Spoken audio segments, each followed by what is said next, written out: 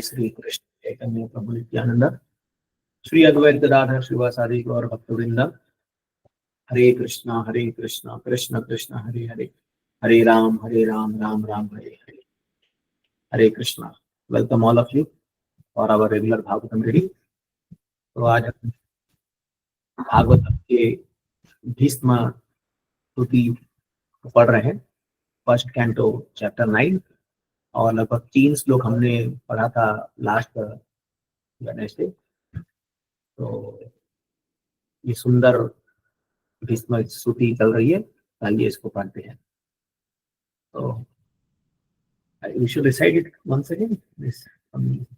चलो let's word by word पढ़ते हैं।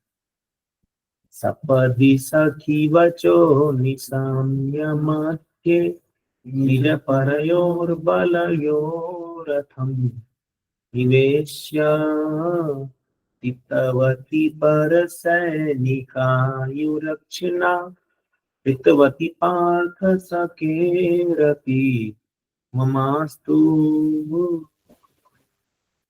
या पढ़िए, कौन पढ़ना चाहेगा? हरे कृष्ण प्रभु जी। पढ़िए माता जी। अपने मित्र के आदेश का पालन करते हुए भगवान श्री कृष्ण कुरुक्षेत्र के युद्ध स्थल में अर्जुन तथा दुर्योधन के सैनिकों के बीच में प्रविष्ट हो गए और वहां स्थित होकर उन्होंने अपनी कृपापूर्ण चितवन से विरोधी पक्ष की आयु क्षीण कर दी। यह सब शत्रु पर उनके दृष्टिपात करने मात्र से ही हो गया। मेरा उन कृष्ण में स्थिर हो, मेरा मन उन कृष्ण में स्थिर हो। तात्पर्य, भगवत गीता 1.21-25 में अर्जुन ने अच्युत भगवान श्री कृष्ण को आज्ञा दी कि वे उसके रथ को सैनिकों के व्यूह के बीच में ले चले। उसने उन्हें आज्ञा दी कि वे वहां तक ठहरे जब तक वह युद्ध में आए हुए उन क्षत्रियों का निरीक्षण पूरा न कर ले जिनसे उसे लड़ना था। जब भगवान से यह कहा गया तो उन्होंने झट से वैसा कर दिया मानो वो कोई आज्ञापालक हो। भगवान ने विपक्षी दल के सभी महत्वपूर्ण व्यक्तियों की ओर संकेत करते हुए कहा, ये रहे भीष्म, ये रहे द्रोण इत्यादि इत्यादि। परम पुरुष होने के कारण भगवान न तो किसी के आज्ञापालक है न संदेशवाहक, चाहे वह जो भी हो, लेकिन अपने भक्तों पर अहेतु की कृपा तथा वात्सल्यता के कारण कभी कभी वे अपने भक्त के आदेश का पालन एक तत्पर दास की तरह करते हैं। अपने भक्त के आदेश का पालन करते हुए वे उसी प्रकार प्रसन्न होते हैं जिस प्रकार पिता अपने नन्हे बालक के आदेश को पूरा करने से प्रसन्न होता है। यह तब भी संभव है जब भगवान तथा उनके भक्तों के मध्य शुद्ध दिव्य प्रेम हो, और भीष्मदेव इस तथ्य से अवगत थे, इसलिए उन्होंने भगवान को पार्थ सखे कहकर संबोधित किया। भगवान ने अपनी कृपा पूर्व चितवन से विपक्षियों की आयु क्षीण कर दी। कहा जाता है कि कुरुक्षेत्र के युद्ध क्षेत्र में सम्मिलित सारे योद्धाओं को मोक्ष लाभ हो सका क्योंकि मृत्यु के समय उन्होंने साक्षात भगवान का दर्शन किया था। अतएव अर्जुन के शत्रुओं की आयु को क्षीण करने का अर्थ यह नहीं होता कि कृष्ण अर्जुन का पक्ष ले रहे थे। वस्तुतः विपक्षियों पर कृपालु थे, क्योंकि यदि वे सामान्य तौर पर घर में मरे होते तो उन्हें मोक्ष लाभ न हुआ होता। यहाँ उन्हें मृत्यु के समय भगवान के दर्शन करने का तथा भौतिक जीवन से मुक्ति पाने का अवसर मिला था। अतएव भगवान सर्व मंगलमय है और वे जो कुछ करते हैं वह सबों की भलाई के लिए होता है। ऊपर ऊपर से यह सब उनके घनिष्ठ मित्र अर्जुन की विजय के लिए प्रतीत हो रहा था, लेकिन वास्तविक रूप में यह अर्जुन के शत्रुओं की भलाई के लिए था। ऐसा है ऐसे है भगवान के दिव्य कार्यकलाप, और जो भी इन्हें समझता है वह भी इस भौतिक शरीर का त्याग करने के पश्चात मोक्ष प्राप्त करता है। भगवान किसी भी हालत में कोई गलत कार्य नहीं करते, क्योंकि वे परम पूर्ण और सर्वदा सबों के लिए मंगलमय है। Okay, thank you, Krishna. Thank you. तो यहाँ पर भीष्मदेव जो है वो याद कर रहे हैं कि कैसे कृष्ण जो है वो अर्जुन के उपदेश का पालन कर रहे हैं। तो जैसे अर्जुन गीता में पहले कहते हैं सेनयोर उभयोर मध्य प्रथम स्थापित अच्युता, हे अर्जुन, हे कृष्ण, मेरे रथ को दोनों सेना के मध्य में रख दो। तो he was acting like order carrier. तो भगवान जो है वो स्वतंत्र है, उनको किसी का आज्ञा पालन करने की दरकार नहीं है, लेकिन फिर भी अपने भक्तों के प्रेम में भगवान उनकी आज्ञा का पालन करते हैं। और यहाँ प्रभुपाद जी बता रहे हैं कि जब कोई भी सेना अर्जुन से युद्ध कर रही थी तो अर्जुन उनको तीर मारते थे, तो जब वो भगवान को सामने देख करके मरते थे तो उनको बड़ा लाभ होता था उनको, क्योंकि वो भगवान को देख करके शरीर छोड़ रहे हैं। देखिए यहाँ पर एक इंसिडेंस ये है, और मुझे एक इंसिडेंस याद आ रहा है कि जब पहले मुगलों और हमारे भारत के राजाओं में युद्ध होता था तो वो लोग गाय को सामने रख करके मारते थे। सोचिए मेंटालिटी का डिफरेंस। क्योंकि हमारे जो योद्धा थे वो लोग गाय का खून नहीं करते थे, मतलब गाय को कत्ल नहीं कर सकते हैं, तो वो जानबूझ करके गाय को ऐसा शील्ड बना करके सामने आते थे और वो लोग हथियार गिरते थे, और फिर वो लोग मुगल लोग जो है वो लोग इनको मार देते थे, ऐसा सोचते। लेकिन यहाँ पर उल्टा हो रहा है। तो यहाँ पर अर्जुन मार रहे हैं उनको, लेकिन क्योंकि भगवान के चेहरा देख करके मार रहे हैं, वो लोग मर रहे हैं, तो वो लोग को मोक्ष प्राप्त हो रहा है ना। तो इसीलिए धर्म युद्ध में जब धर्म युद्ध में किसी योद्धा की मृत्यु भी होती है तो उसको स्वर्ग गति प्राप्त होता है। लेकिन इसका बहुत गलत इंटरप्रिटेशन निकाला गया है। तो जैसा कि आप लोग जानते ही हैं कि कल एक बहुत बड़ा हादसा हुआ यहाँ कश्मीर में, और आज पूरे देश में उसको लेकर के आप लोग भी न्यूज में सुन रहे होंगे, और ये पूरा आक्रोश चल रहा है और सब इंतजार कर रहे हैं कि अभी कुछ बड़ा हो, कुछ बड़ा रिटेलिएशन हो, ये हो।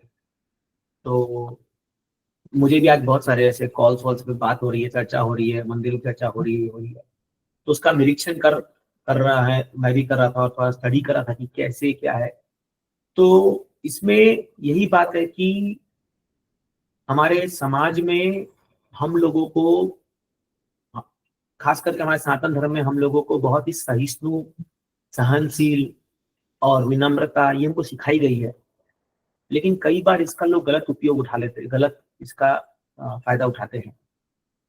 तो अगर आप शास्त्र की बातों से देखोगे तो भगवान ने अर्जुन को फोर्स किया कि तुमको युद्ध करना पड़ेगा, क्योंकि ये धर्म का युद्ध है। अभी देखिए वो लोग भी क्या धर्म का युद्ध कर रहे हैं। जैसे कल आप बड़ा हैरानी हो रहा है सुनकर के, शौक हो रहा है कि धर्म पूछ के मार रहे थे लोगों को, लोगों का नाम पूछ करके कि तुम अगर हिंदू हो, और उनकी हिंदू की पहचान देख करके उनके हाथ में कलावा या कुछ गले में टीका ऐसा देख करके लोगों को शूट किया गया है। मतलब अब तो खुल्लम खुल्ला डिक्लेयर हो गया है कि मतलब ये किस प्रकार का ये युद्ध चल रहा है। तो इस विषय पर बहुत सारे अलग अलग प्रतिक्रिया आ रही, सबके बोल सकते हो, लेकिन as a part of now हमारे तरफ से हम यही कहना चाहते हैं कि हमें सतर्क रहने की बहुत जरूरत है। अभी आप सभी से भी ये रिक्वेस्ट है, आप भी समाज में रहते हैं, सावधान रहिए।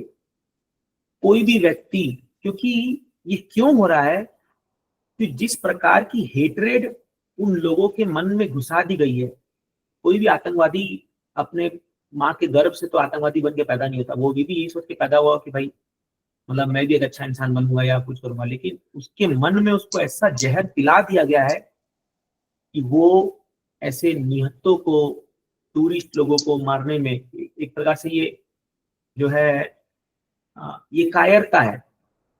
एक आप देखोगे हमारे समाज में जब क्षत्रिय लोग मारते तो किसी भी अनाम व्यक्ति को मारना जो मतलब शस्त्र में नहीं है, या कि कोई भी आतताई, बिना आतताई को मारना। मैं ये इसलिए प्रसंग ला रहा हूँ क्योंकि सबके मन में प्रसंग, आपको किसी मन में होगा कि ये क्या है, तो इसको एड्रेस करना जरूरी है, ये इशू को।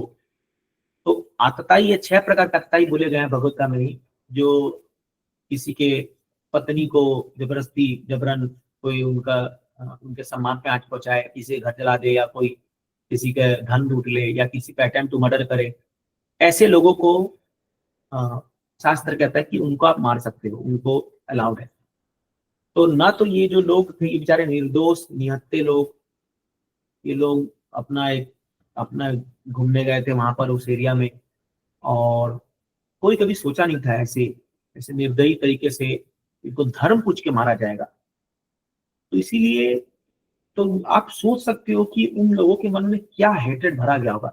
और नो डाउट अब ये लोग भी मरेंगे, क्योंकि ये लोग को भी तो ढूंढ के सरकार तो छोड़ेगी। तो इनको पता है कि हमारी मृत्यु होने वाली है, लेकिन फिर भी हेट्रेड का किस लेवल होगा, या तो क्या धन दिए होंगे, जो भी दिए होंगे उनको, क्या क्या। तो अभी इसके लिए समाज में बहुत आक्रोश है, सब सरकार से करे, लेकिन आप देखिए कहीं ना कहीं रूट लेवल पे हम लोग कितने अनइन्फॉर्म्ड है, या जान के भी आंख बंद किए हुए। तो अब ऑफकोर्स हम लोग तो नॉर्मल आदमी है, हम लोग क्या कर सकते हैं, हम लोग थोड़ी अभी यहाँ कोई भाला या बंदूक हम नहीं उठा सकते, बट एटलीस्ट हम अपनी समाज में एक अवेयरनेस फैला सकते हैं कि सावधान रहिए। क्योंकि सेक्युलरिज्म के नाम पर जो हमारे देश में जो नाइंसाफी हुई है, वो मतलब अगर आप उसका पूरा चिट्ठा खोलेंगे तो आपको समझ में आएगा कि क्या सरकारों ने किया है और क्या इसका परिणाम है, और आगे क्या परिणाम होने वाला है। ज्यादा खतरा तो आपको समझ में आ रहा है कि आने वाले 20-30 सालों में क्या होने वाला है। जो हम देख रहे हालत, चाहे वो बंगाल में हो जाए, चाहे वो ये हो जाए, आपको लगेगा कि हम एज ए स्पिरिचुअलिस्ट ये बात क्यों कर रहे हैं, लेकिन हमें सतर्क रहने की बहुत जरूरत है। हम आंख बंद नहीं कर सकते, नहीं तो क्या होने वाला है, आप प्रॉपर्टी बना के जाओगे अपने बच्चों के लिए, करोड़ों की जमीनें, करोड़ों का घर बना के जाओगे, लेकिन वो उसका भुगतान नहीं, वो उसको यूज नहीं करेंगे, कोई और उसका भोग करेगा। आप देखोगे ये होने वाला है आने वाले दिनों में। तो इसीलिए जो एक ब्राह्मण लोग जो होते थे, जो हमारे पूर्व काल में, या वो लोग 10 साल आगे का सोच के चलते थे कि अभी जो चीजें हो रही है समाज में, तो हम उससे अनअवेयर नहीं हो सकते हैं, या हम उससे आंख बंद नहीं कर सकते। इवन हमारे ग्रुप में भी कई लोग हैं जो ये कह रहे हैं कि तुमको क्या पड़ा है, अपना माला करो, अपना भागवत पढ़ो करो। लेकिन मैं तो खास अगर मेरी पर्सनल बात करो तो मैं तो भाई ऐसा नहीं सोचता हूँ, क्योंकि आज अगर हमारे समाज के लोग को टारगेट किया जा रहा है और उनको ऐसे मारा जा रहा है, तो उनके दर्द को हमको भी फील करना चाहिए। एंड बीइंग अ वैष्णव, एक डिवोटी के रूप में हमें थोड़ा संवेदन होना चाहिए। हमें कोई भी कहीं पर भी एक निर्दोष कोई व्यक्ति मारा जाए, आतंकी हमला हो, तो हमको थोड़ा दर्द होना चाहिए, तकलीफ होना चाहिए। हम भी एक इंसान है और ये होना चाहिए। और ऐसी घटनाएं आगे नहीं हो या समाज में नहीं हो, इसके लिए एटलीस्ट हम अपने लेवल प्रिपरेशन कर सकते हैं। अपने लेवल पे हम कोई बड़ा चीज ऐसा कर नहीं सकते कि जब जाके युद्ध में लग रहे हैं। वो काम सेना का है, वो सरकार का है, वो हम टैक्स देते हैं, आप लोग टैक्स देते हैं उनको, पर एटलीस्ट अवेयर रहिए। और इसीलिए प्रभुपाद जी कहते थे कि अगर आप प्रचार नहीं करोगे तो कुछ दिनों बाद ये सारा हरि बोल, ये सब इस्कॉन, ये सब कुछ नहीं टिकने वाला है। मुझे आज समझ में आ रहा है कि प्रभुपाद जी क्यों उस समय इतना फोर्सफुली प्रभुपाद जी ने प्रचार किया, 11-12 साल में 108 मंदिर खोल दी। अगर उससे प्रभुपाद जी नहीं किए होते ना, आज हम और आप बैठ करके ये भागवतम नहीं पढ़ रहे होते, या हमको पता ही चल पाता कि सनातन धर्म क्या है। जिस तरह से हमारा ब्रेन वॉश किया गया था ये एजुकेशन सिस्टम के द्वारा, तो मतलब मैं क्योंकि आज खुद भी सब हम लोग भी बहुत एजुकेटेड फील्ड से आ रहे हैं, तो समझ में आ रहा है कि एक एक जो हमारे मन में जो तो क्या था, पूरा सब समझ में आ रहा है कि क्या चल रहा था हमारे साथ, हमारे एजुकेशन सिस्टम में। और हमारे बच्चों को जो है कि हम ऐसे ऐसे स्कूलों में भेज रहे हैं, ये Saint Mary, Saint Joseph, Saint करके, और हम लोग एकदम, बट उनके दिमाग में क्या घुसाया जा रहा है ये हमको बिल्कुल भी अवेयर नहीं। इसलिए एटलीस्ट अपने लेवल पे, अपने समाज में हम लोगों को अपने धर्म की जानकारी भी लोगों को देना चाहिए। भले ही हम दूसरे धर्म के प्रति नफरत ना फैलाए, वो करने की दरकार नहीं है, हमें नफरत नहीं चाहिए, लेकिन हमारा धर्म का तो प्रगति हो। प्रॉब्लम तो आज ये है समाज में कि हमारे धर्म के प्रति भी लोगों को कोई भी नॉलेज नहीं है, कोई एजुकेशन नहीं है, उनको गीता तक नहीं पता है, उनको टीका लगाने में शर्म आता है, उनको कंठीमाला पहनने में शर्म आता है, उनको धोती पहनने में शर्म आती है। तो क्या बोलेंगे फिर आगे जाकर के, और हम किससे बोले, और ये हम किसको बताएं ये चीजें? प्रॉब्लम अपने अंदर ही है। इसीलिए वो अभी बीच में वो सावरकर जी का आ रहा था, तो बढ़िया स्टेटमेंट एक आया, वो बोले थे कि हिंदुओं को किसी और से प्रॉब्लम नहीं है, हिंदुओं को हिंदुओं से ही प्रॉब्लम है, क्योंकि उनके घर में ही जो है वो लोग उनका टांग खींचने के लिए बैठे हैं और अभी भी ये चल रहा है। तो ठीक है, चलिए पॉलिटिकल बातें अलग है, बट एटलीस्ट हमें सावधान रहना चाहिए। क्यों? क्योंकि आप भी अभी जब भक्ति कर रहे हैं तो आप भी खुले में डिक्लेयर कर रहे हैं, खासकर हम लोग एज ए डिवोटीज, क्योंकि हम तिलक लगा के जा रहे हैं, हम कंठी माला पहन रहे हैं, तो अगर हम लोग एकजुट नहीं रहेंगे या हम लोग समाज में एक सुरक्षित नहीं रहेंगे, तो कल कोई घटना अगर हमारे साथ भी हो जाए तो कोई बड़ी बात नहीं है। ये कोई, आप ये मत सोचिए कि हमारे साथ कुछ नहीं होगा, हमें भगवान बचाएंगे, हमें बचाएंगे, जरूर बचाएंगे, बट उससे पहले हमें भी सशक्त होना चाहिए। जैसे आज कोई भक्त लिख रहे थे कि जस्ट चैंट हरे कृष्णा, रीड भगवद गीता, एवरीथिंग, भाई दैट इज एब्सोल्युटली ट्रू, वो बहुत सही है, क्योंकि आफ्टर ऑल बचाने वाले भगवान ही है वो। लेकिन इसका मतलब ये नहीं है कि हम सतर्क न रहें, हम सावधान न रहें और हम अपनी सुरक्षा के लिए कोई व्यवस्था न करें। अगर यही है कि ठीक है तब तो भगवान, तो फिर छोड़ दो आर्मी को, क्या दरकार है इतना पैसा खर्चा करने की? क्यों आप बिल्डिंग के नीचे सिक्योरिटी गार्ड रखते हो? अगर अभी जो लोग मंदिर में ये बात बोल रहे हैं, तो मंदिर में भी तो बाहर हम 10 लाख रुपए महीना का सिक्योरिटी गार्ड को दे रहे हैं, क्या दरकार है? फिर तो कुछ भी हो जाए तो सब, तो ये भगवान बचाएंगे, हम ये पूरा विश्वास है हमको, लेकिन हमारे बल पर। तो भगवान अर्जुन को बचाए कि नहीं बचाए? लेकिन भगवान थोड़ी कहा कि अर्जुन तुम बैठ के सो जाओ और मैं युद्ध लड़ूंगा। भगवान अर्जुन बोले तुम लड़ो, मैं पीछे खड़ा हूँ। पीछे ऑफकोर्स भगवान आगे खड़े थे ऐसा पार्वती के साथ थी, बट मैं हूं तुम्हारे साथ, तुम लड़ो। तो इसीलिए अब अगर ऐसा होता तो प्रभुपाद जी भी जाते अमेरिका में, उनको रेड कार्पेट वेलकम मिलता, आओ बैठ के लेक्चर दो प्रचार। ऐसा हुआ क्या? प्रभुपाद जी ने 3 हार्ट अटैक झेला, इतना परिश्रम करा, इतना परिश्रम किया, लेकिन भगवान ने साथ दिया उनको। तो वही मैं आप लोग से कहना चाहता हूँ कि as devotees be vigilant, be observant, क्या हो रहा है। हमें केवल एक ट्रांसेंडल नहीं रहना चाहिए कि हमारा क्या जा रहा है, हम तो भगवान धाम जा रहे हैं, बाकी दुनिया जाए भाड़ में। नहीं, एक वैष्णव कभी ऐसा नहीं सोचता है, वो पर दुखी दुखी होता है। तो इसीलिए कल हमारे साथ ये घटना ना हो। आज सोचिए अगर आज हमारा कोई परिजन होता, वहां कश्मीर घूमने गया होता और ऐसी खबर आती, क्या बीत रही होती आप पर? आज सोचिए उन घरों में क्या बीत रही होगी। मैं तो सोच सोच के ही मेरा पूरा दिल भरा रहा है कि क्या बीत रही होगी उन बेचारों पर, जो लोग खाली घूमने गए थे, खाली वो गए थे। कुछ साल पहले मेरी बहन भी गई थी कश्मीर घूमने के लिए, उनका जस्ट अभी कल भी एक न्यूज आया कि एक जस्ट नवविवाहित एक पति पत्नी घूमने, 6 दिन पहले उनका शादी हुआ था और वो लोग कश्मीर घूमने गए थे और पति को शॉर्ट डेड कर दिया, मार दिया।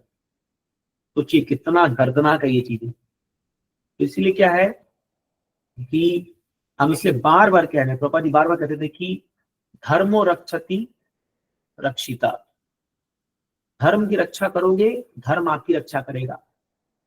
तो अभी समय आया है कि हम लोग को फोरफ्रंट उतर करके अपने धर्म का बहुत पूरा विस्तार से प्रचार करना चाहिए एकदम। तो इसलिए आज हम लोग जो इस्कॉन का, जो हम लोग को ये इतना सारा जो हम लोग को बेनिफिट्स मिल रहा है, इतना सिस्टम आपको मिल रहा है, ये सब सुविधा मिल रही है, इसके लिए कईयों ने बलिदान दिया है, बहुत मेहनत किया है। तो अगर हम लोग सब अपने अपने खाली घर में बैठ करके और हम लोग कुछ प्रचार नहीं करेंगे, मदद नहीं करेंगे, इस मूवमेंट को बढ़ाने के लिए हेल्प नहीं करेंगे, तो फिर कल जब हमारे साथ कुछ बीतेगी तो उम्मीद मत रखना कि कोई आपके सपोर्ट में आ जाएगा। तो ये भी एक बात ही है। तो इसीलिए क्या है, मैं इसको कोई भी रूप से आप इसको अन्यथा मत लीजिए कि हम कुछ आपको बताना या चाहते हैं, ऐसा कुछ भी ये नहीं है। लेकिन एटलीस्ट हम एज डिवोटीज, हम लोगों को सतर्क रहना चाहिए और समाज में एक अच्छी व्यवस्था है, ये हमारा कर्तव्य है।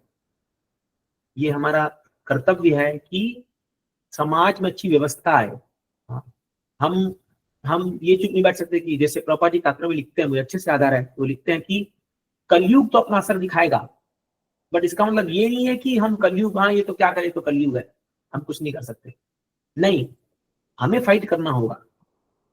तो कलयुग के जो इल इफेक्ट्स है, तो जैसे अगर बारिश हो रही है, तो बारिश हो रही है तो इसका मतलब थोड़ी कि आप बोलेगा अब क्या करें, बारिश हो रही है, भीगना ही पड़ेगा। अरे आपको छाता तो लेना पड़ेगा ना, छाता तो आप ले सकते हो ना। तो उसी प्रकार से हम लोगों को एग्रेसिव प्रीचिंग करना होगा, प्रचार करना होगा, भगवत गीता को बांटना होगा, एटलीस्ट लोगों को अपने धर्म के प्रति जागरूक करना होगा। और जब हम ऐसा करेंगे तो इनमें से ही कोई निकल के आएंगे लोग जो हमको बचाएंगे, जो हमारे जो ये काम क्षत्रिय का काम करेंगे, वो पक्का निकल के आएंगे इनमें से कुछ लोग। कल को जब हमारे, आज अगर हम घर घर में बच्चों को ये शिक्षा देंगे, धर्म के बारे में जागरूक करेंगे, तो कल वो लोग बड़ी बड़ी पोस्ट पे जाएंगे, कोई आईएएस बनेगा, कोई हो सकता है बड़ा नेता बनेगा, कोई कुछ बनेगा। तो जब उनको बचपन से उनके मन में ये भाव रहेगी कि सनातन धर्म को हमको उठाना है, तब ना वो लोग आगे जाके कुछ ऐसा बड़ा बड़ा काम करेंगे। तो इसलिए क्या है, ये बहुत जरूरी है कि हम लोग अपने धर्म को सही से पालन करें और समाज में एक अवेयरनेस फैलाएं। बड़ा दुख होता है अभी ये हिंदू का हालत देख करके, कितने सेल्फिश बन चुके हैं, बुरा मानेगा, लेकिन बस मैं, मेरा बच्चा, मेरा परिवार, मेरी पत्नी, मेरे ये, अगर बगल घर में भी कोई बेचारा पिट रहा होगा ना, तो लोग दरवाजा बंद करके बैठ जाएंगे, तुम मत जाओ। मैंने देखा अपने आंखों से ऐसा होते हुए कि नहीं तुम मत करो। और दूसरे धर्मों में बात एक ही बस ये अच्छी है कि एक आदमी को छू के दिखा दो, 1000 खड़े हो जाएंगे वहां पर आकर। यही डिफरेंस हमने, बस यही खाली डिफरेंस है। जिस दिन ये डिफरेंस खत्म हुआ, उस दिन कोई इधर भी आंख उठा के देख नहीं सकता। तो यही डिफरेंस है, क्योंकि बहुत सेल्फिश नेचर है लोगों का अपने धर्म में, देखो बहुत ज्यादा। एक सेल्फिश नेचर, दूसरा गद्दार लोग भरे पड़े यहाँ पर। माफ कीजिएगा सब यूज कर रहा हूँ, क्योंकि आप इतिहास खोल के देख लीजिए, जितने भी राजाओं का मतलब धोखे से मृत्यु किया गया, उसमें वो गद्दार उनके ही रूप के निकले हैं। जयचंद, और जैसे ये इवन यहाँ पर जो भी फिल्म छावा आई थी उसमें भी दिखाया गया, तो ऐसी चीजें हुई है। तो ये कारण है, मतलब मैं कि कैसे हमारा देश को, हमारे धर्म को 500 साल तक रूल कर लिए, कैसे कर लिए, आप समझ में आ रहा है कैसे किए। अब इकोसिस्टम देख के समझ में आ रहा है कैसे किए होंगे। तो खैर वो तो अपने हाथ में नहीं था, लेकिन अपने जब तक हम जिंदा है तब तक तो कुछ अपने तो कुछ कर लें, ताकि हमारी जो आने वाली जनरेशन है वो ये तो बोलेंगे कम से कम कि भाई मेरे पूर्वज लोग ने मेहनत किया था। या हम जैसे आज हम प्रभुपाद जी गुणगान गा रहे हैं कि नहीं गा रहे, कह रहे हाँ प्रभुपाद जी ने इतना मेहनत किया, बोल कर आज हम लोग को ये भक्ति मिला, और ये हम लोग अपने धर्म के बारे में जानने को मिला, हमको राम कृष्ण के बारे में जानने को मिला, हमको ये सब गीता पढ़ने का मौका मिला। तो आज अगर हम लोग भले छोटे लेवल पे हम लोग करें, आपको लगेगा कि प्रभु जी हम लोग क्या 50-100 लोग तो लेकिन नहीं, एक प्रभुपाद जी गए थे और इतना बड़ा मूवमेंट खड़ा कर दिया। आज देखो लाखों लाखों लोग उससे प्रभावित हो रहे हैं, हर महीना मंदिर खुल रहा है, हर महीना। भारत में 350 मंदिर खुल चुके हैं, सोचिए आप, हर शहर में मंदिर है भारत में इस्कॉन का, और प्रचार बढ़ते जा रहा है धीरे धीरे, आने वाले 10-20 साल में और ही हो जाएगा। क्योंकि एक आदमी ने क्या सोचा था, ऑफकोर्स प्रभुपाद जी बहुत एम्पावर्ड थे चैतन्य, लेकिन फिर भी उन्होंने सोचा, एग्जीक्यूट किया, मेहनत किया, और आज उनके फलस्वरूप देखते क्या हो रहा है। इसलिए हम सब लोग, एक एक व्यक्ति को, जब तक हमारा प्राण है, हमारा सर, हमको अपना मेहनत करके धर्म को प्रचार करने में, इसको प्रोपेगेट करने में हमको अपना समय लगाना चाहिए। Let us not become very selfish कि भाई बस मैं, मेरा हो गया, हाँ अपना परिवार सुख तो मैं सुखी, बस दुनिया जाए भाड़ मेरा क्या जा रहा है। नहीं, कल जब आप पे हमला होगा, कल जब आप पे कुछ होगा, फिर दुनिया तमाशा देखेगी, फिर मत बोलना कि हमको कोई बचाने नहीं आया। क्योंकि हम लोगों ने, जब टाइम था, हम लोग ने प्रचार नहीं किया, हम लोग ने वो नहीं किया। इसलिए प्रभुपाद चाहते थे, इसलिए प्रभुपाद जी हर एक इस्कॉन में चाहते थे कि प्रचार करो, फैलाओ। याद रखिए, एक स्टेटमेंट हमेशा याद रखिएगा, प्रोपागेशन इज प्रिजर्वेशन। कोई भी चीज को अगर आपको प्रिजर्व करके बचा के रखना है, कोई भी आइडियोलॉजी को या कोई भी फिलोसॉफी को, उसका बेस्ट तरीका है उसको फैलाओ, प्रोपागेट करो, उसको प्रोपागेट करो।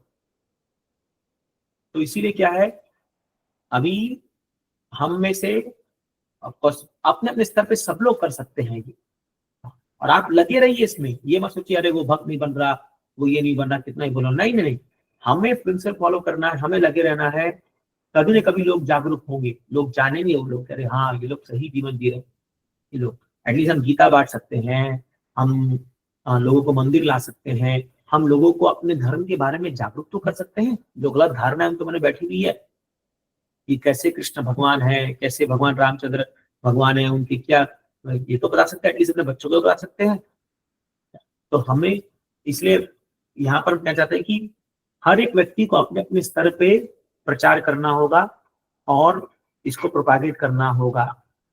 तो क्या है, हमारे देश में ये जो हिंदू लोग हैं, इन लोग को पूरा सेंस ग्रेटिफिकेशन लगा दिया और ये अमेरिका के पीछे भाग भाग करके पूरी संस्कृति की वाट लग चुकी है इनकी।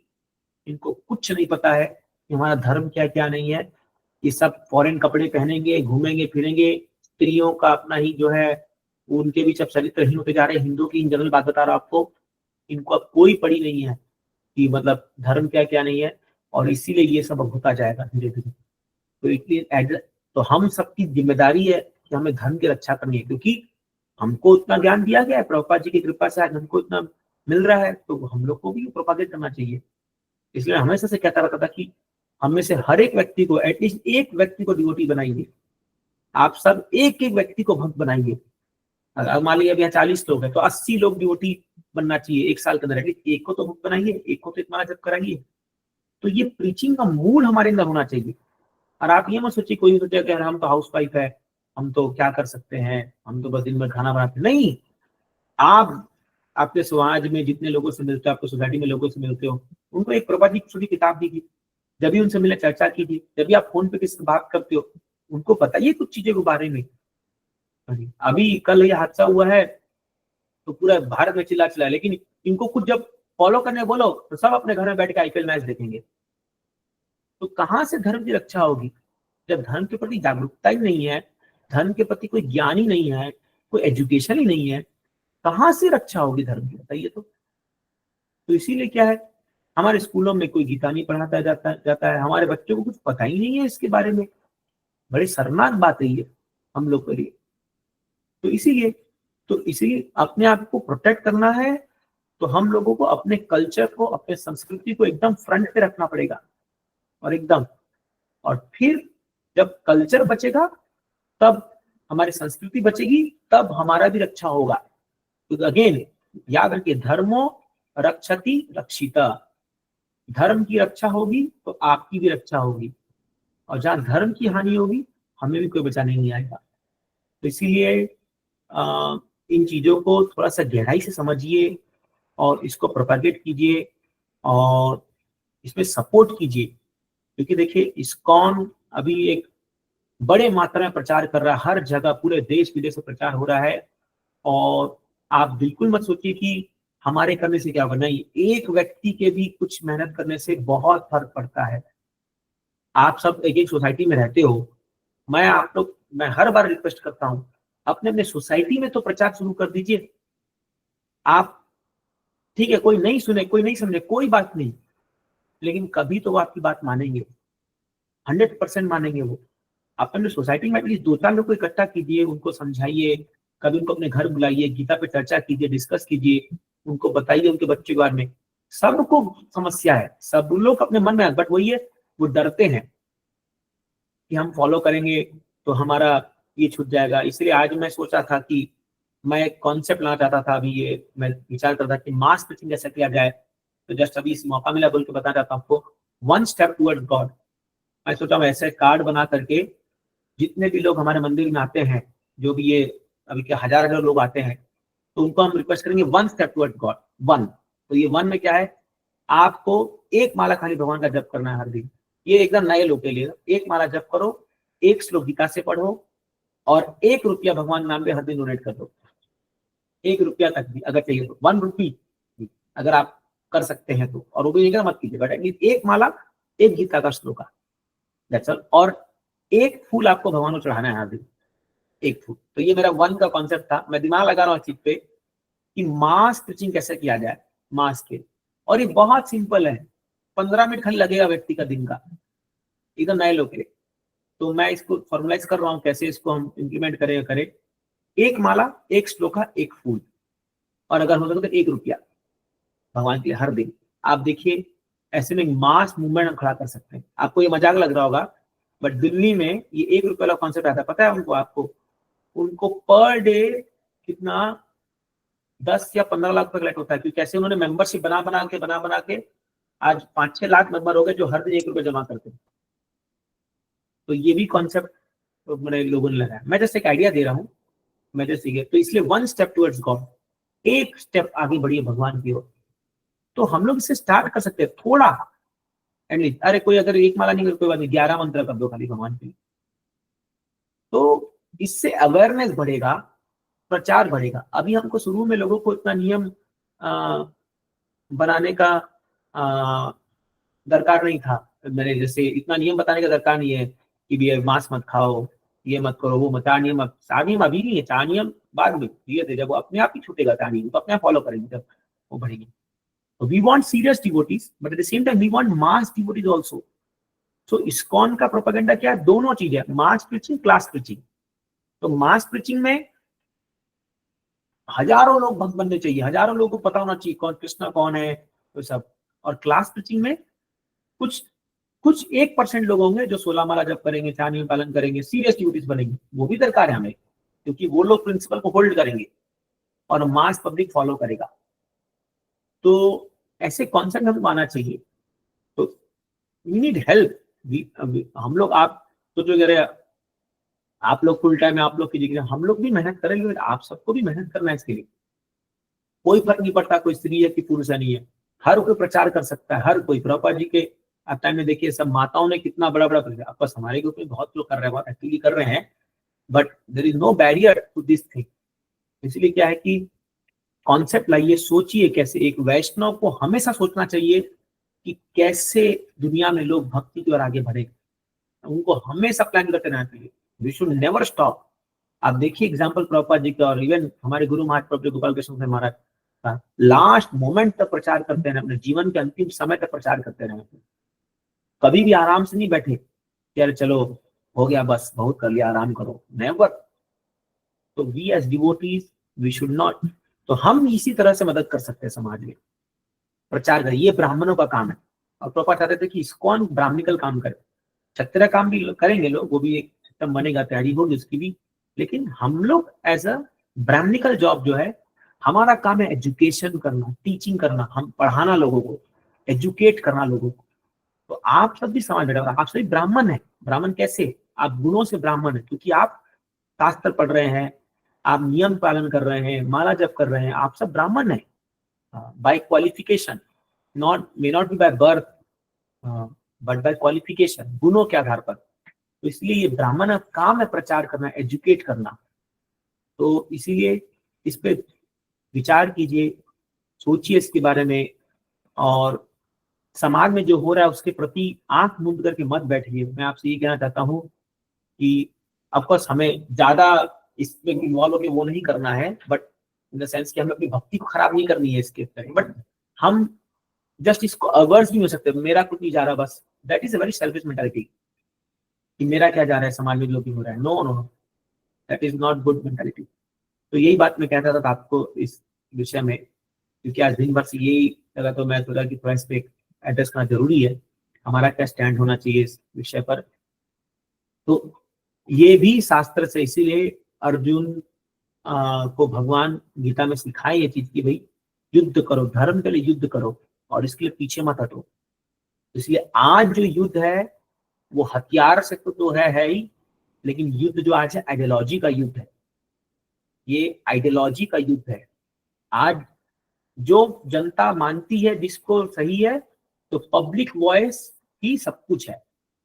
अगर एक मेजॉरिटी पब्लिक बोलती है ये सही है तो वही सही है, और अगर वो बोलती है कि ये गलत है तो वो कितना भी आपका सही है वो गलत माना जाएगा। आप समझ रहे ना? तो इसीलिए आपको मेजॉरिटी हमें चाहिए, हमें मास पीपल चाहिए जो हमारे इस आइडियोलॉजी को सपोर्ट करे। इसीलिए प्रभुपाद जी चाहते थे कि बहुत मैसिव प्रीचिंग हो, और चैतन्य महाप्रभु का यही आदेश है कि गांव गांव में प्रचार होना चाहिए इसका। तो आइडियली आप सब भी अपने अपने गांव में कैसे प्रचार करें, सोचिए इसके बारे में। आप सब एजुकेटेड है, पढ़े लिखे हैं, आप इतना शास्त्र पढ़ चुके हो, सब जानते हो, प्रचार करो। जब भी आप गांव जाओ, अभी सब लोग, अब अभी टाइम में सब गांव जाते हैं गर्मी में सब में, वहां जाके प्रचार कीजिए, कुछ किताब बांटिए। जब भी गांव जाओ 10-10 20-20 किताब लेके जाओ यहाँ से, छोटे किताबें, और बांटो वहां पर। अरे ठीक है, सब लोग नहीं सुनेंगे, कोई तो 2-4 आदमी होगा। मैं जानता हूँ एक प्रभु जी को, जब भी अपने गाँव जाते हैं हमेशा भर भर की किताब बुक्स लेके जाते हैं, स्मॉल बुक्स। और जब भी जाएंगे वहाँ किसी के घर जाके वहां बैठ कर उनको बता के आएंगे ये किताब पढ़ोगे, कभी नहीं, पर कोई बात नहीं, बट रख के आ जाओ उसके घर में, उसको माला दे के आ जाओ। बिल्कुल, कभी ना कभी वो काम आएगा, 100% आप देखिएगा। हम लोग कभी भी गाँव जाते हैं तो थोड़ी हम लोग छुट्टी मनाया जाता है। मैं भी जब भी घर जाता हूँ तो मैं हमेशा कुछ ना कुछ प्रोग्राम करता हूँ, किसी से मिलता हूँ, जा करके उनको बताता हूँ कृष्णा मसीह के बारे में करके। तो हम जब भी कहीं जाए हमें इम्पैक्ट छोड़ के आना चाहिए कृष्णा कॉन्शियस का, और इससे देखोगे धीरे धीरे चेंजेस आएंगे। आज से 5 साल बाद बदल चेंजेस आएंगे, तो धीरे धीरे ये बदलेगा। तो यही बात मैं यहाँ पर कहना चाहता था। तो आइए अभी एक और श्लोक हम पढ़ लेते हैं ताकि वापस से भागवतों के मूड में आ जाए और कंटिन्यू करेंगे। 36 ना, 36। व्यवहित पित्तनामुखं निरीक्ष्य स्वजन वधा विमुखस्य दोषबुद्ध्या कुमति महर्दात्म विद्ययाय चरणरति परमास्य तमेस्तु। पढ़िए। हरे कृष्ण प्रभु जी। पढ़ती हूँ। हाँ पढ़िए मत।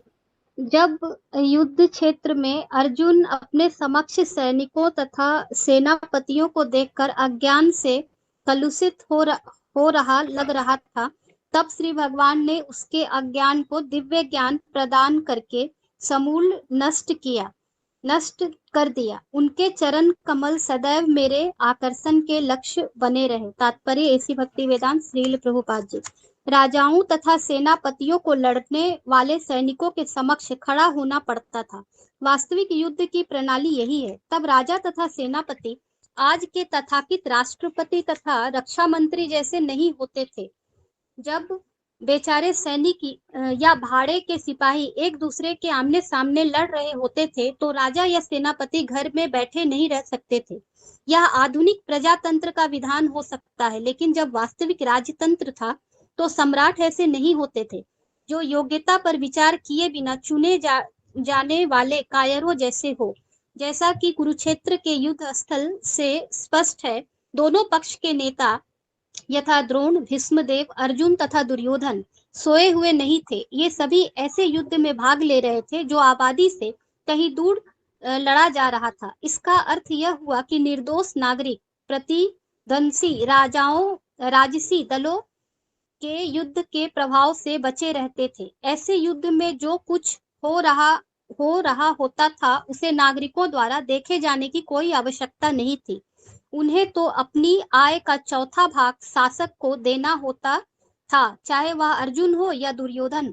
कुरुक्षेत्र के युद्ध में दोनों दलों के सेना नायक आमने सामने खड़े थे। अर्जुन ने उन्हें अत्यंत करुणा से देखा तथा पछताने लगा कि राज्य लिप्सा के कारण युद्ध क्षेत्र में वह अपने स्वजनों को ही मार डालेगा।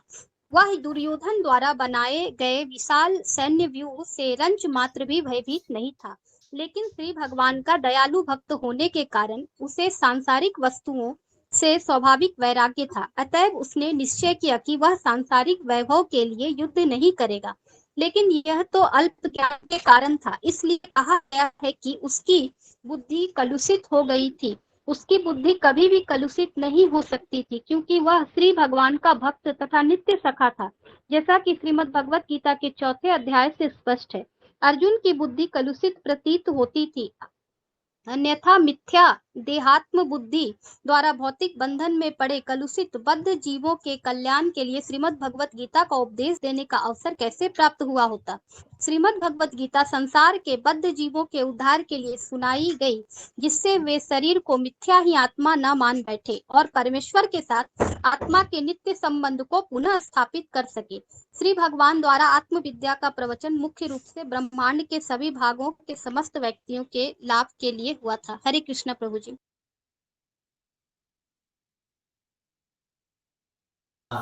यस, तो देखिए इसमें क्लियरली प्रभुपाद जी बता रहे हैं कि कैसे जो आम नागरिक थी उनका युद्ध से कोई लेना देना नहीं था, उनको पता नहीं चला था कि क्या चल रहा है युद्ध में, क्या नहीं चल रहा है।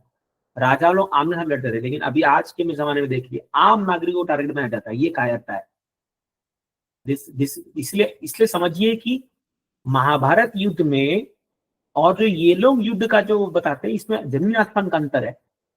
ये युद्ध एक एक सिस्टम के तरी और एक क्या बोलेंगे, एक शास्त्र के आधार पर, या जो रणनीति, जो युद्ध की जो नीति है उसके साथ लड़ा गया था। तो इसमें आम नागरिकों को जबरदस्ती नहीं लेगा। आजकल आप देखो युद्ध में जिसको कुछ लेना देना नहीं युद्ध से, उसको ठाटा के भर्ती कर देते हैं बाय फोर्स। आपको जान के हैरानी होगी कि दूसरे विश्व युद्ध में, दूसरे पहले में, केवल ब्रिटिश सरकार को खुश करने के लिए भारत के नौजवानों को जबरदस्ती युद्ध में घुसाया गया था और मरवा दिया गया था उनको। वो तथाकथित हमारे जो राष्ट्रपिता के आदेश पर, तो ये सब उस समय हुआ था। जो हम नॉन वायलेंस कर रहे थे, लेकिन इन लोग को खाली ब्रिटिश सरकार को खुश करने के लिए कि नहीं हम भी तुम मदद करेंगे, क्योंकि ब्रिटिश को अपना पूरा साम्राज्य बनाना था। तो पॉइंट था आम नागरिकों को क्यों यूज किया जा रहा था, किया गया। तो ऐसे बहुत चीजें की जाती है। तो ये युद्ध जो इस संसार का जो युद्ध है, वो ये महाभारत युद्ध वैसा नहीं था। यहाँ आमने सामने लड़ाई हो रही है, ये लोग बोल आमने सामने लड़ रहे हैं। तो पहले राजा मरेगा, और राजा मरा तो फिर सेना कैप्चर हो जाती थी। लेकिन आजकल देखिए युद्ध में बेचारे सैनिक लोग या आम नागरिक, ये लोग पहले मरते, फिर बाद में पीछे लोग मंत्री लोग बैठ करके भाषण देते रहो। युद्ध, एक्चुअल युद्ध जो है क्षत्रिय लोग का युद्ध होगा और आमने सामने युद्ध होगा, और राजा सबसे फ्रंट में रहेगा और एकदम सामने युद्ध करे, because he was so powerful, so trained. राजा बहुत ट्रेंड होता था, पूरा उसको ट्रेनिंग था वैसा युद्ध का। अभी आम नागरिक क्या करेगा बेचारा? कोई एक आदमी गन लेके आगे, हम लोग क्या कर लेंगे? हमको कुछ पता ही नहीं है। हम लोग यहाँ दो झापड़ मार दे तो हम लोग यहीं गिर जाएंगे, रोने लग जाएंगे बैठ करके। और क्या कर सकते हैं? कोई ट्रेनिंग नहीं हम लोग को। तो इसलिए क्या है, अभी क्या करें? अभी यही समाज ऐसा ही आ गया है, निर्दोष लोग को मारो और इन लोग को वो करो। तो इसीलिए क्षत्रियो का प्रावधान बनाया गया था कि इनका काम है सुरक्षा देना। और मैं आपको एक कथा बताता हूँ, भागवतम में ही एक राजा वेन हुए थे। हाँ, तो वो बड़ा एक नंबर का नालायक राजा बन गया था, बहुत परेशान कर रहा था समाज लोगों को। तो राजा बन गया था, तो उसके पिता अंग महाराज, वो तो इतना परेशान हो गया कि वो छोड़ के मानव एक सन्यास लेके चले गए, घर ही छोड़ के चले गए वो अपने बेटे से परेशान होकर के। तो फिर ये राजा बन गया, तो बहुत तकलीफ दिया। तो ब्राह्मणों ने उसको चेतावनी दी कि राजा, तुम ब्राह्मणों की कृपा से यहाँ बैठे हो पोस्ट पे, ज्यादा अपना मनमानी मत करो। माना नहीं, ब्राह्मणों को भी अपसर बोलने लगा। तो ब्राह्मणों ने एक मंत्र फूका के उसको मार दिया। तो ब्राह्मणों से पहले पावर था, दे वर सो पावरफुल कि मंत्र के आधार पर राजा को डिथ्रोन कर सकते थे। लेकिन आजकल ब्राह्मण भी पावरलेस है, वो क्या करेंगे? कोई मंत्र में थोड़ी ताकत है उनकी। तो इसलिए जो पहले वैदिक समाज था वो बहुत ही उसमें शक्ति थी, ताकत थी शासन के लिए। आजकल वो नहीं है। बट स्टिल जो भी है, बट स्टिल कृष्णा कॉन्शियस में बहुत ताकत है। तो इसलिए क्या है कि तो एटलीस्ट हम जो है अपने लेवल पे एटलीस्ट शास्त्र के ज्ञान से, सही बुद्धि से काम कर सकते हैं हम लोग, अगर हम लोग चाहें तो। और समाज को फिर भी ऑलरेडी पूरा डिस्टर्ब हो चुका है, सब कुछ बोल रहे, फिर भी कुछ परसेंट ऑफ लोग हैं जो आज भी एक अच्छा जीवन, एक, नहीं तो इतने सारे भक्त कैसे बनते थे? आप सब लोग इतना अच्छा आप भक्ति में जुड़े हुए हो क्योंकि आप चाहते हो एक अच्छा जीवन जीना, एक भक्ति में जीवन जीना। लेकिन उसकी रक्षा करने के लिए भी हम लोगों को सावधान रहना पड़ेगा, सशक्त रहना पड़ेगा। We must be aware and then practise nicely. And जितने लोग इस पर जुड़ पाए उतना हमें प्रयास कर सकते हैं। ठीक है, तो आज हम यहीं पर स्टॉप करेंगे, क्योंकि अभी मैं चाहता हूं कि अगर आपको कुछ इसमें कहना है और इस विषय में तो आप बोल सकते हैं, नहीं तो जो लोग भी दीक्षा लेना चाहते हैं, जो लोग भी दीक्षा के लिए इच्छुक हैं, तो उनका मैं चाहता हूँ वो लोग तभी एक मीटिंग हम करेंगे ऑनलाइन, एटलीस्ट मुझे कुछ बताना है उनको कुछ बातें। तो दीक्षा वही लोग ले सकते हैं जो लोग पिछले 1 साल से विदाउट रुकावट 16 माला का जप कर रहे हैं और 4 नियम का पालन कर रहे हैं। तो जो लोग अभी अब बस पहले गोपाल कृष्ण महाराज से जो लोग एस्पायर कर रहे थे तो वो लोग लिस्ट पे थे ही, और अभी जो है जो अभी जून में आई अपने इस्कॉन मंदिर में दीक्षा